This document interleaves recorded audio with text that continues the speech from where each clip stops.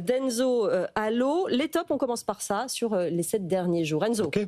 D'une manière générale, déjà, on va pouvoir s'apercevoir qu'il y a quand même un regain d'intérêt très fort vers les tokens liés à la DeFi et le trading décentralisé. Je pense que c'est encore une fois en lien avec toute l'expansion des stablecoins dont on parle beaucoup aujourd'hui. Donc, sur le top 3 des 7 derniers jours, si on commence par le 3e, on a Plasma XPL, donc plus 28% sur les 7 derniers jours. Donc, c'est de la DeFi dédiée aux stablecoins, comme je le disais justement, poussée à son lancement par quelques personnalités, la société Tether, Bitfinex, etc. Donc, bon, probablement, c'est ce qui explique le dernier rebond. Ensuite, Mix Finance, MYX, 64% de performance sur les derniers jours. Crypto lancé en 2025 sur la Binance Smart Chain, qui est une application DeFi. Donc là, on a quand même une grosse, on va dire, valorisation. Je vous rappelle qu'on est sur le top 100 des crypto-monnaies les plus valorisées sur CoinMarketCap. Et le premier, là, c'est assez étonnant, Zcash, plus 78%. Alors, Zcash, c'est une privacy coin. Donc, d'une certaine manière, ce n'a pas été interdit par MiCA directement, mais par la réglementation TFR, Transfer Rule.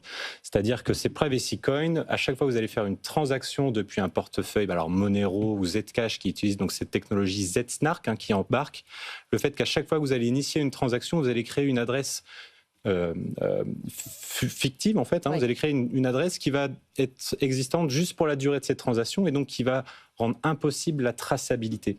Je pense que l'expansion récente de Zcash est en lien très clairement avec les discours qu'on a sur l'identité numérique et l'euro numérique aujourd'hui.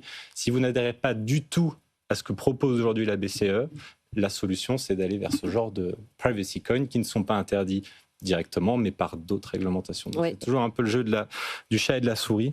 C'est ça qu'il faut regarder, effectivement. Voilà, et ça rentre donc, en ligne. attention, si vous en avez en portefeuille, vous ne pourrez peut-être pas justifier l'origine des fonds auprès d'une banque qui pourra vous refuser votre portefeuille si vous avez des privacy coins. Ça, c'est la Travel Rule qui le dit. Ça, c'est la Travel Rule qui le dit.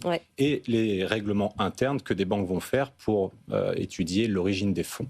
Parce qu'aujourd'hui, c'est la grande chose qu'on a aujourd'hui. Super dans les réglementations. C'est bien de nous le rappeler. On a eu 3 nouvelles cette année, donc forcément. Les flops, il nous reste 2 minutes. Enzo. Alors, les flops, on va commencer par le 3e. Etherfi, donc, qui est un protocole de stacking sur Ethereum, assez classique, moins 9%. On a ensuite Aster, cette fois-ci un peu plus intéressant, moins 24%. Ça a eu un gain énorme sur le dernier mois. C'est un projet DeFi lancé récemment d'une fusion entre Asterix et APX Finance. Un projet qui est sponsorisé par l'ancien PDG de Binance, donc CZ, Changpeng Zhao, en concurrence directe avec le token Hype. Ça propose à peu près la même chose, sauf que là, on peut aller à du levier jusqu'à 1000%. Alors, c'est lunaire. En France, on est en panique quand on fait du levier x2, x3. Là, on peut aller jusqu'à 1000%. Attention, j'ai vérifié la concentration. 5 portefeuilles détiennent 84% des jetons. D'accord. On est encore sur un truc un peu bancal quand même.